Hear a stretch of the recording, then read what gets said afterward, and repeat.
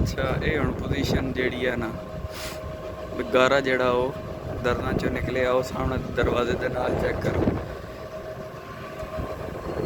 ठीक है फिर विंडो विंडो ख़त्म है तकरीबन। ठीक है बाहर जाली शाली लग के थोड़ा बहुत मुरम्मत हो सकती है, जुगाड़ लग सकता तुसी ये समझो।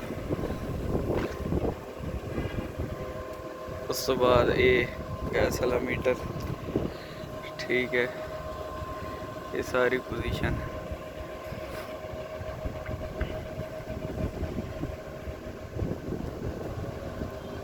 ये दरवाजे दी इंट्रेंस नाला। ठीक है नाले दी ये पोजीशन है तले ये साड़ा डोर। अंदर चलते हैं तो लैन आ रही है उस चो थले चो खुराक लो इत्थे पानी का इस्तेमाल होंदा है तो उत्थों आ रही है। इत्थों मकान का ये व्यू है। ये सीमट शीमट निकले आ तले गारे दियां ही हैं ना सन तो पता ही है। ये तो ये पोजीशन है इसकी। ठीक है फ्रंट तो ये पोजीशन है। नाल वाली दीवार है उत्तों इट्टां भी निकलियां कुछ। ये इत्थे ना अपना एक बनाया गौसल खाना जिहा। ठीक है ये ना गौसल खाना इत्थे पर्दा शर्दा लाया ने गौसल खाना है इन्हां दा। उस तो बाद फर्श की पोजीशन ये है। ठीक है फिर निकलियां पिलर दरवाज़ा।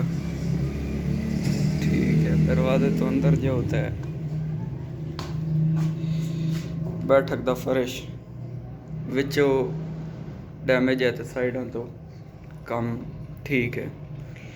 ये है कि अगर जुगाड़ लाना हो तो विच मुरम्मत फर्श तो लग सकती है तो साइडों तो उसी तरह इस्तेमाल हो सकता। उस तो बाद ये सामने वाली कद।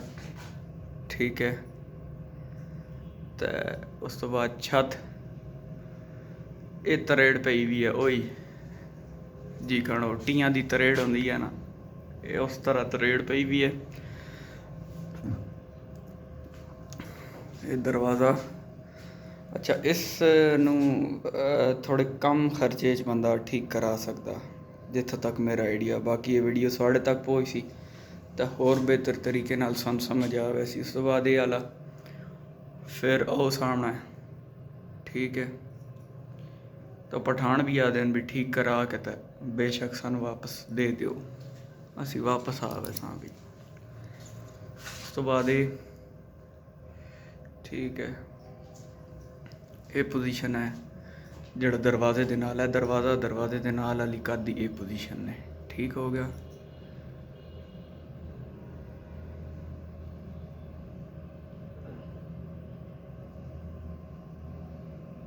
फर्श मैं सन ऑलरेडी चेक करा चुकिया फिर एक बारी नज़र मार लैने फर्श तक।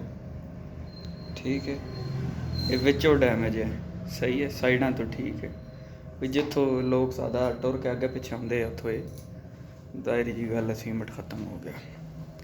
बैठक का दरवाजे दी एक साइड है दूआ पल्ला होता है कि ना चौखाट इसकी बिल्कुल ख़त्म हो गई है।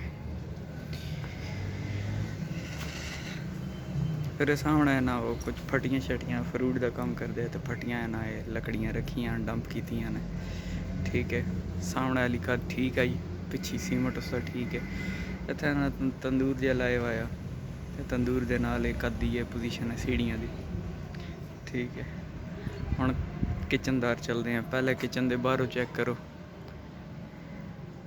ये साइड एक कद अंदर हुई भी है नज़र आ रही है उसी सन बनेरा बाहर होएगा थोड़ा जहा कद अंदर है। ठीक है ये पोजीशन है इसकी खिड़की की पोजीशन चेक करो।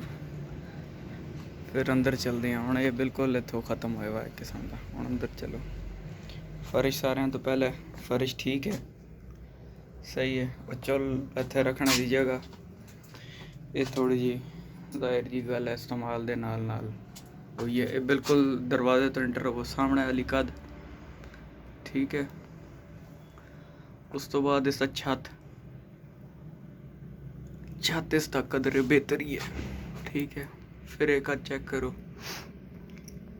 ये जाहिर जी गल है थोड़ी बहुत मरम्मत होने वाली है, क्योंकि ऐसे जिन मैं ना गारा नज़र आ रहा ना सीमेंट नज़र आ रहा। फिर ये ठीक है। मेन मसला पानी वाला, पानी का बोर अगर हो जाए ना, या को पानी का जुगाड़ लग जाए तो काम ठीक हो जाए इस मकान का। ये दरवाजे वाली दरवाज़ा लोहे का या बेहतर है, तलो थोड़ा जहा गले आ, तलो ये है कि एक आध एंगल लग गया ना तो थोड़ी जी बंदा मुरम्मत लवा सकता है इसनों। ठीक है, हुण चलो आगे। तो बाहर दा फर्श बेहतर है। आगे आ जाओ जी।